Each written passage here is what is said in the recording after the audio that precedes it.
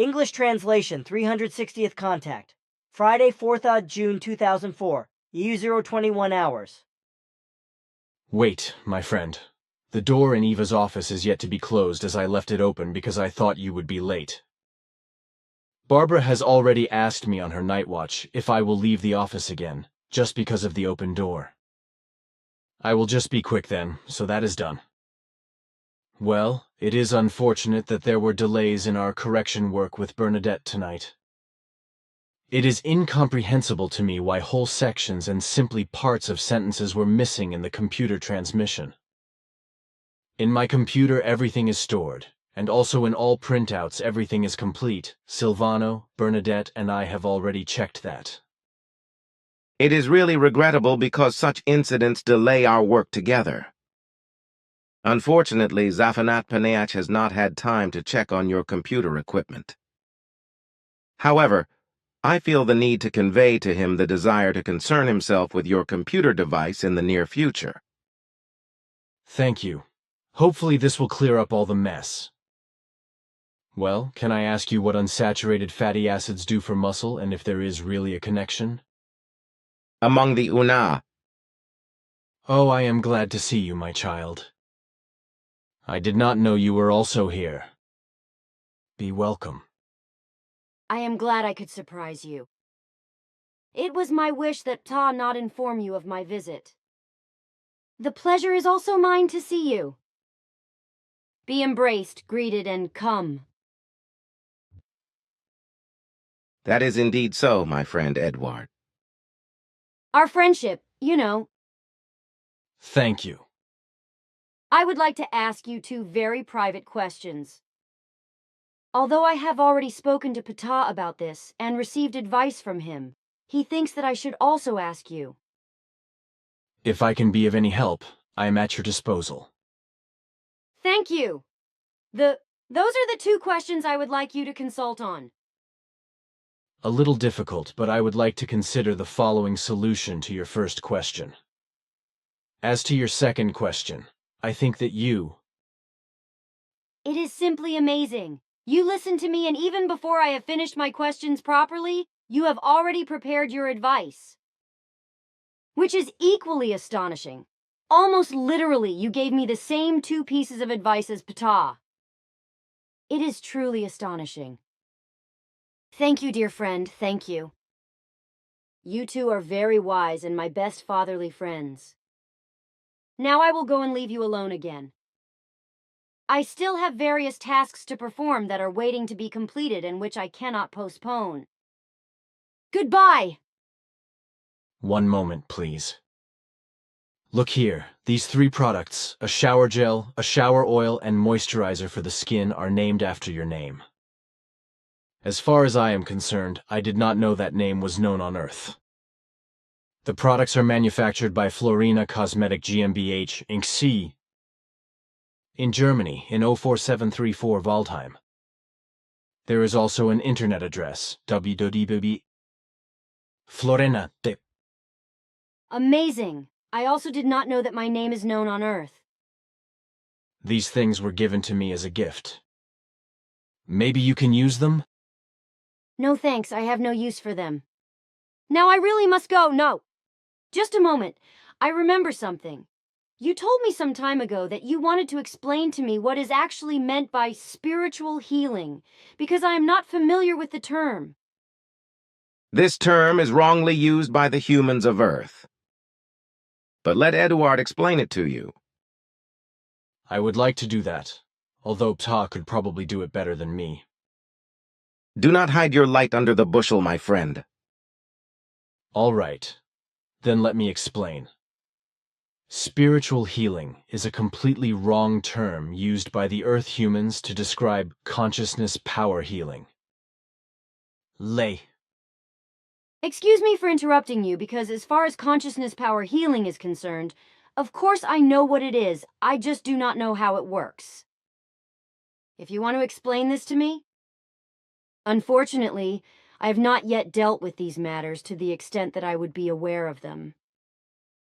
Ptah, do you not want to explain?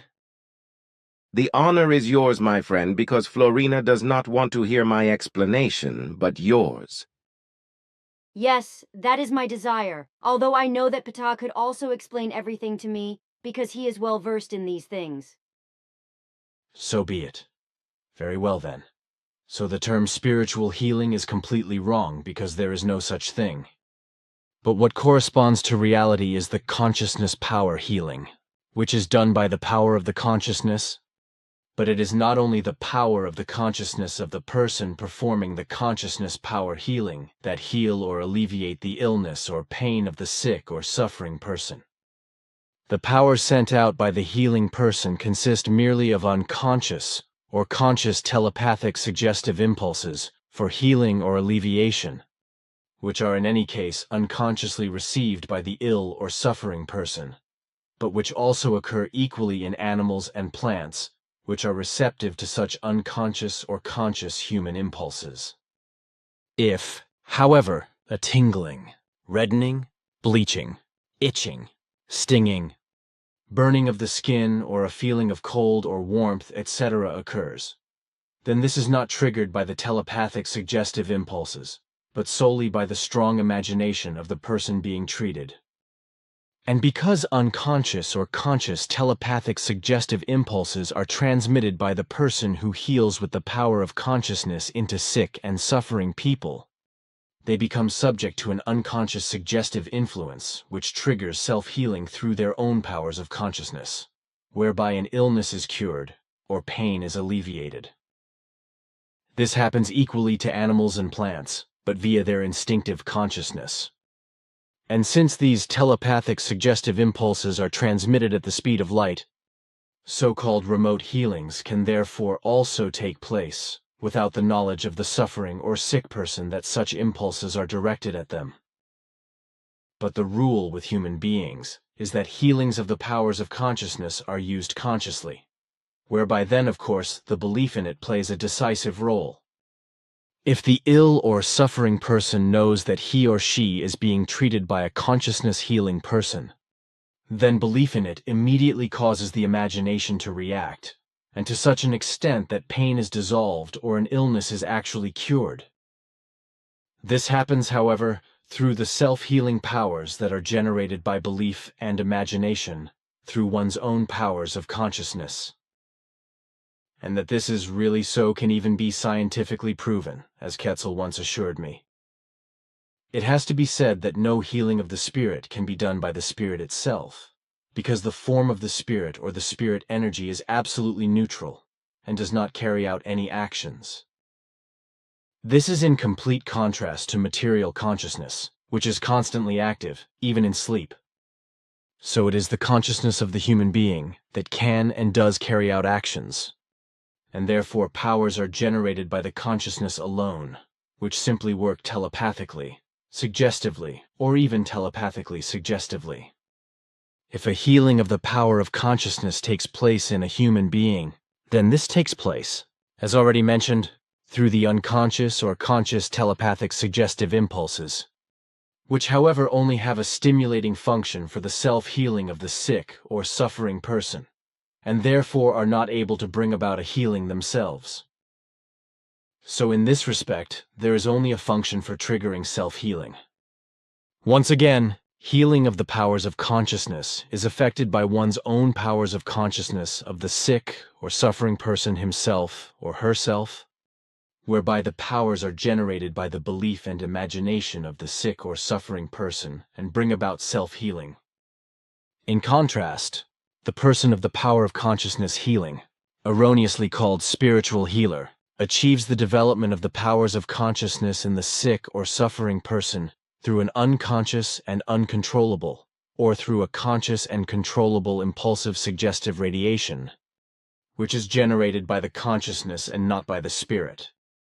The consciousness healing person is able to generate his or her suggestive impulses and their effect both through their presence alone or through their speech, and to transmit them to the sick and suffering, but also through the whole body or through the palms of the hands and fingers, through which the impulsive and healing suggestive radiation is particularly effective.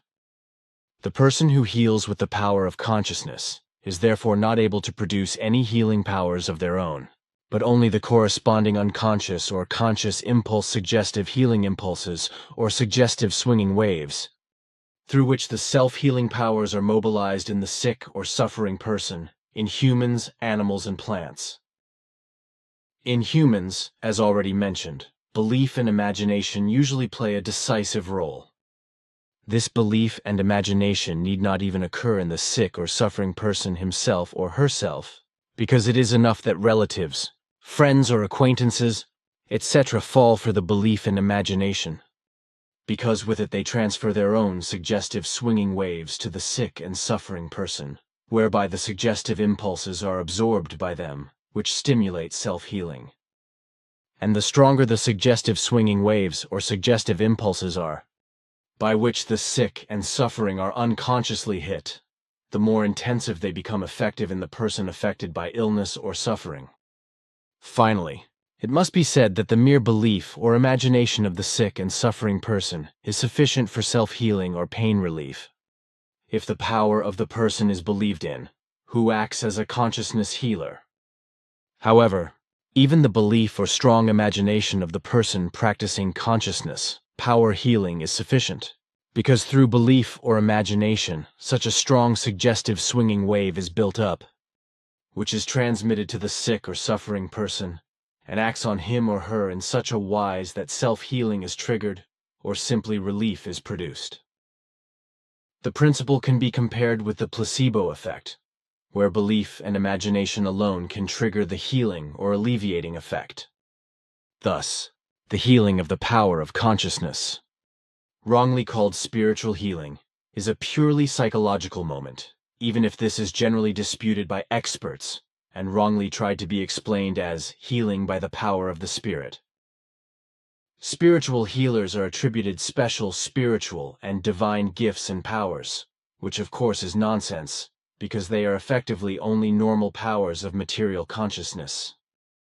In reality, these are normal people who have the ability, consciously or unconsciously, to build up very strong suggestive swinging waves in themselves, which they can transmit to other human beings, also to animals and plants, unconsciously or consciously telepathically and impulse suggestively, even over very long distances, whereby these suggestive impulses trigger a self-healing process at the destination. Due to the power of the suggestive swinging waves, it is not necessary that the sick and suffering person concerned know anything about the actions of the person who is active in the consciousness power healing, because the suggestive swinging waves, which are transmitted with lightning speed, also work unconsciously and subconsciously, so sick and suffering ones do not have to know about them. The whole thing can be further strengthened by the fact that relatives of the sick and suffering also participate in the belief and imagination to produce self-healing or relief, which often happens when spiritual healers are secretly hired for an expensive fee to provide health care to loved sick and suffering people. This is roughly what can be explained. Your explanation should be sufficient and understandable enough. It is in accordance with our knowledge. You have my gratitude, dear friend. I have your declaration on record and I will keep it. But now I really want to go. Goodbye and thank you again. Then take care. It is a shame that you cannot use the Florina items, which, if I remember correctly, Wolfgang Froese, a FIGU member, brought me. He sends his best regards to you. Salome, my child, and goodbye. Florina's coming interrupted me in my answer regarding unsaturated fatty acids. In short, unsaturated fatty acids strengthen the muscles, which allows great muscular performances to be achieved, such as work, walking, running, and swimming, etc. I had not thought of my question in that regard. Thanks for your explanation. Then I have another question regarding the Nebra disc. You may remember that Ketzel told me about it in the 80s. He told me at that time that he did not know the exact origin of the materials, but that he was pretty sure that the disc, which is actually a Celtic blood sacrificial vessel, was made of copper from copper mines in Austria, while the gold that had been worked in or processed was mined in Romania about 3,600 years ago. That is how old the vessel is supposed to be. Could you perhaps say something more about this? I can only confirm Quetzal's information. I am unfortunately also not aware of anything more, which is why I cannot give any further information about it. Pity. We are not omniscient either, my friend. Of course not. Nor have I ever assumed that. It would have been interesting if you had known something else. But it is amazing that you know so much about the existence of the sacrificial vessel. We have studied Celtic history and have a lot of records about it. We only have no knowledge about how the metals were mined and how the sacrificial bowl was made. It is not that important. It was just a question. An answer would have been very interesting for me. As Sai, I unfortunately cannot be helpful. Never mind, it is not that important.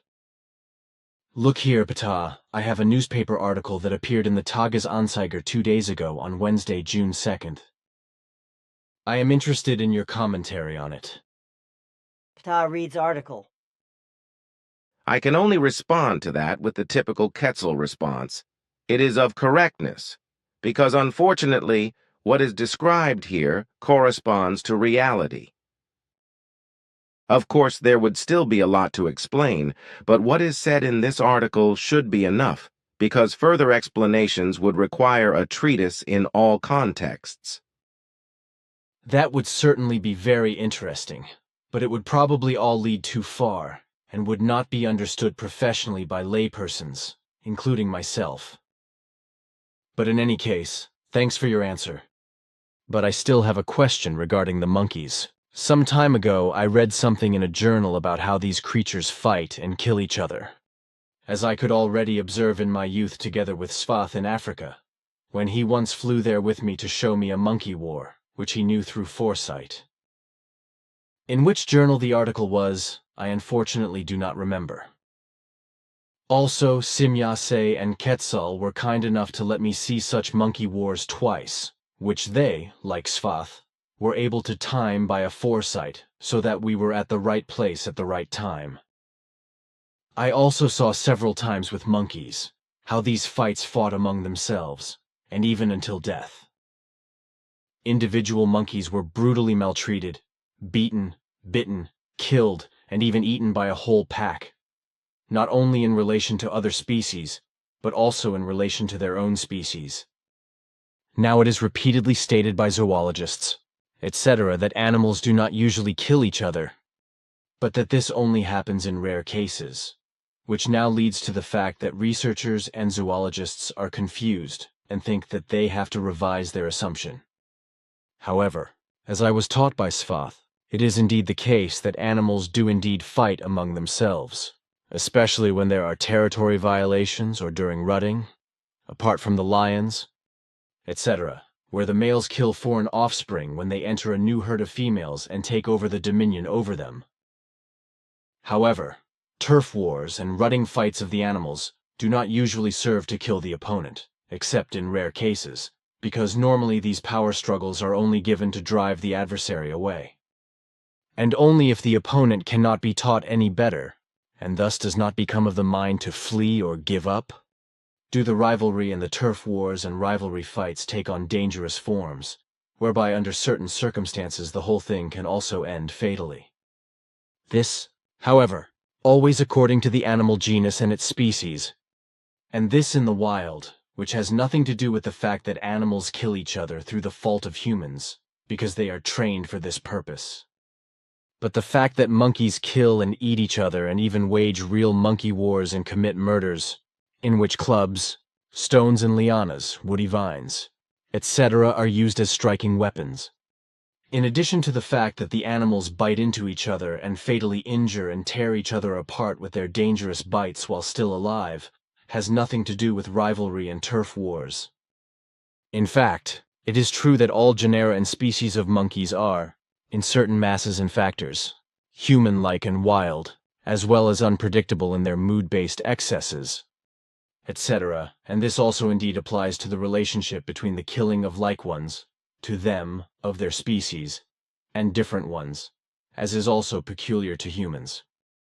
And regarding those who are different, I have observed on my travels that monkeys have also caught and eaten amphibians, as well as beetles, insects, birds, etc. For my part, as you know, I also had a half-grown mountain gorilla in Africa, which I had received from the natives as a reward for bringing back the youngest son of the village chief, who had lost his way far from the village and could not find his way home and was not found by the searchers. Both of us, the gorilla and I, got used to each other quickly, and he accepted me as master after we had a huge fight with each other, and he was defeated. Unfortunately, he was then shot by the police with machine guns as a result of a stupid misunderstanding when a young German woman irrationally tried to approach the gorilla when I led him through the city on a chain, which of course then attacked the woman. I learned a lot from this primate in terms of the behavior of these creatures, as well as from the two rhesus monkeys, a large and a small one, which I had in India at the Ashoka Ashram in Mehrauli, and which I took with me to Switzerland when I once returned home. And now that all monkey creatures carry within them some traditional factors of human character, since these creatures are descended from the original lineage of humans, it is not surprising that they are capable of killing, both in terms of their own genus and species, as well as in terms of other life forms. In this respect, monkeys are very strikingly similar to humans, which is not surprising, since these creatures originate from the human lineage. The fact that human being on the whole no longer behaves in the same kind and wise as the apes, and that they no longer kill in the same manner as these, but has just become more human, with exceptions, is solely due to their conscious thinking, the development and use of their conscience and morality, and the perception of general responsibility. Excluded from this are only those human creatures that are still very badly out of control of their good human nature at the foundation of their character, that kill and torture without hesitation, etc., regardless of whether they are ordinary citizens or military personnel. And in this respect, I think this is the crux of the matter, that namely, since ape creatures have more or less human factors in their behavior and are incapable of distinguishing between good and evil and between negative and positive, just as they have no trained conscience and know no conscious responsibility and evolution, they act only instinctively, uncontrollably, and impulsively, etc. So they act identically as humans did before they cultivated, evolved, and became aware of their conscience and responsibility. After all, apes and humans originally came from a primordial lineage from which the first primates emerged. While most ape creatures remained in their primacy, a few forms changed into actual hominids, from which the first earthly humans emerged. Therefore, a very strong distinction must be made between primates and hominids, because primates are and remain wild, instinct-driven, impulsive ape creatures, which are not capable of thought and feeling control, have no conscious conscience, and have no command over conscious responsibility. This is in complete contrast to humans, about half of whom have already evolved to such an extent that they are able to successfully defend themselves from all Ausertungen, the getting very badly out of control of their basic good human natures. The other half still allows primate traits here and there, whereby a larger number is always ready to live out any kind of Ausertungen, including murder and other killing. That is how I see and understand everything. What you say corresponds to reality. By paraphrasing this, you have also explained the fact that ape beings are not animals, but pure primates. Primates, however, are very different from animals, which do not contain any human factors. Svath, Simyase, and Quetzal already said that. Monkeys are pure primates and should not be compared to animals or humans. That is correct. The term primate was taken from the old Lyran term primaton, which means first being. Also, the term human, which means man, originates from the old Lyran language and was integrated into the earthly languages. It is completely wrongly handed down that the term should originate from early or late Latin, etc., because the true origin lies thousands of years ago, namely with the old Lyran emigrants who left their home worlds for war reasons and settled on the earth for some time, only to emigrate again later. So when the late Latin explanation for primates is described as a member of an order of mammals or master animals comprising humans, apes and prosimians, then this corresponds to an unforgivable falseness and falsification in terms of including humans. First of all, the human being is not a primate being, which only commands over an instinctive consciousness and not over a conscious evolutionary consciousness. Thus, they humans cannot be designated as a primate being.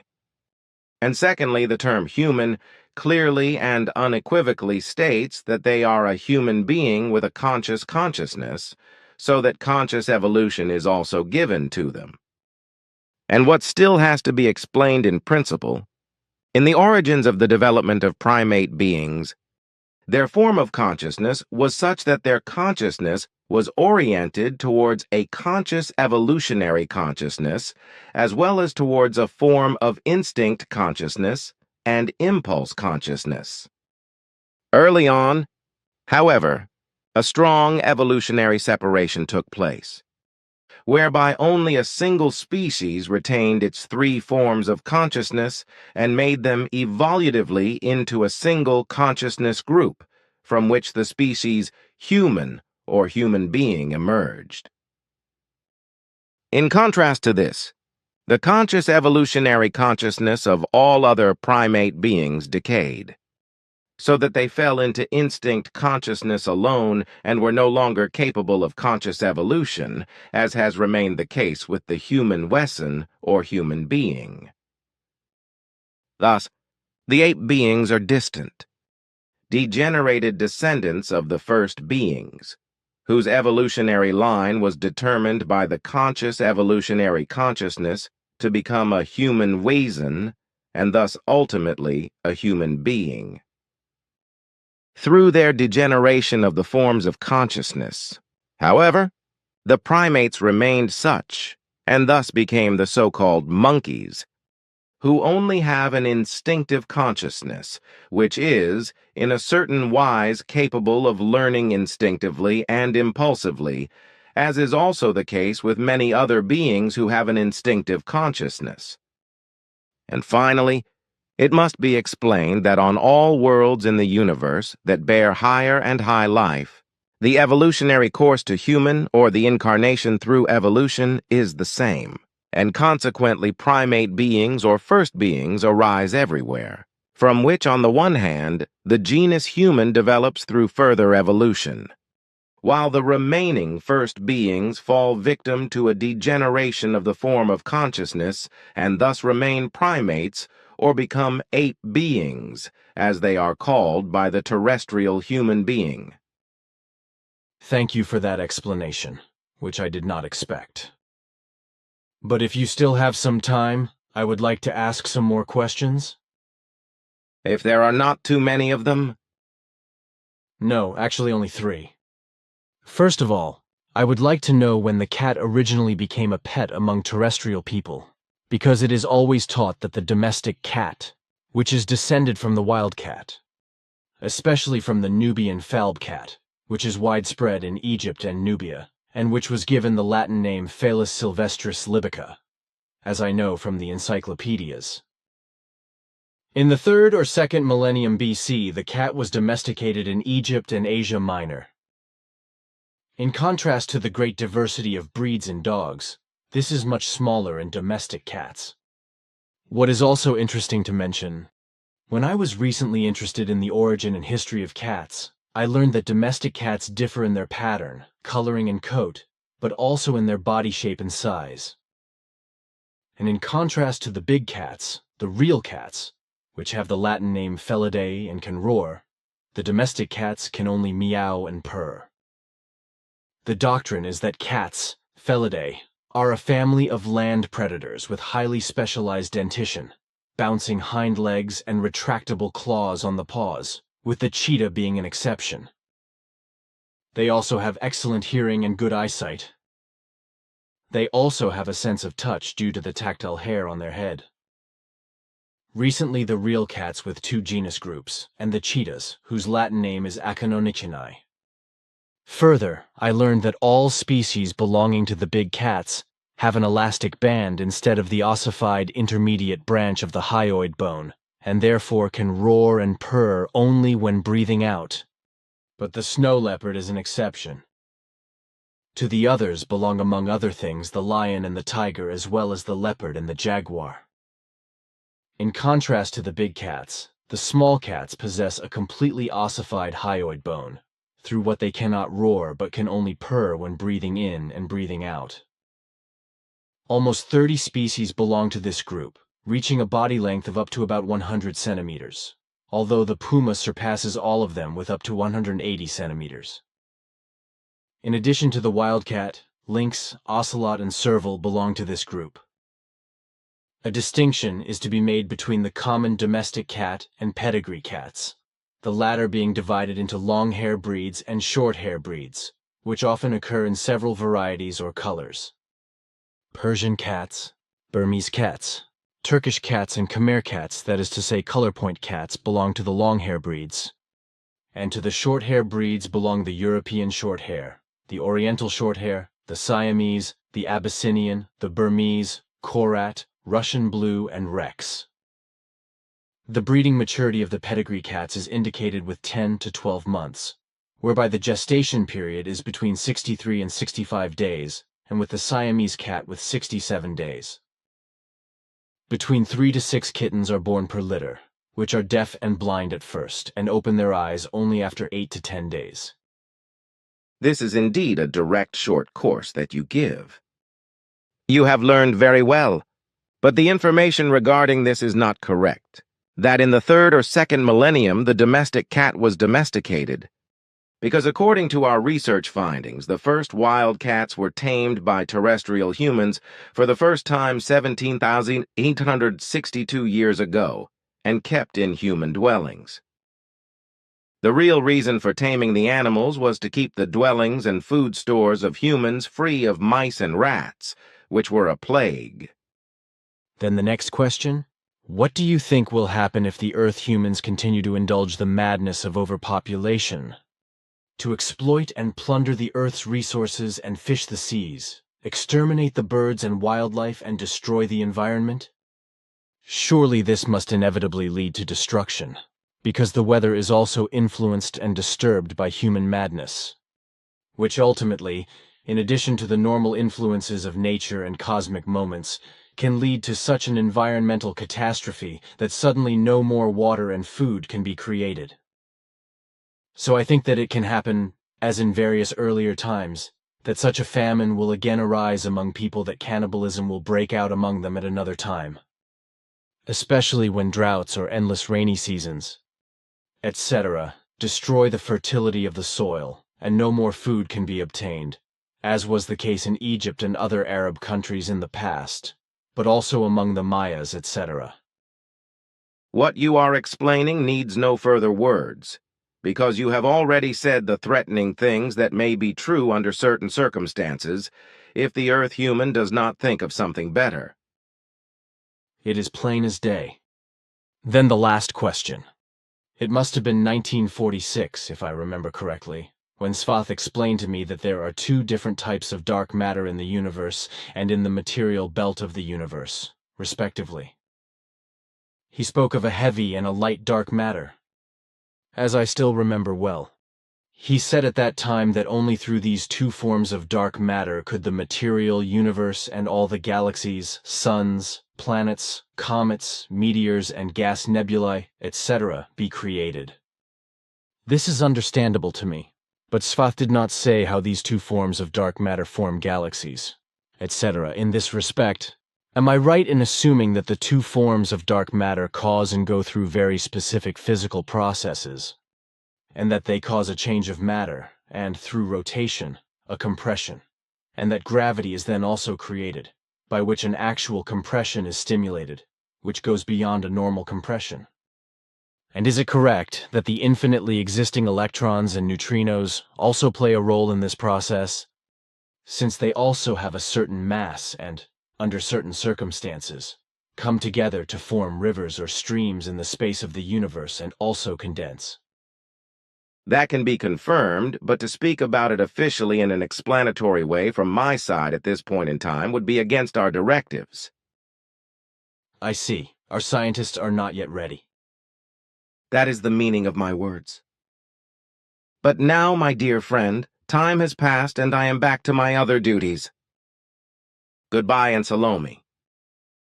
Salome Ptah, farewell, my friend.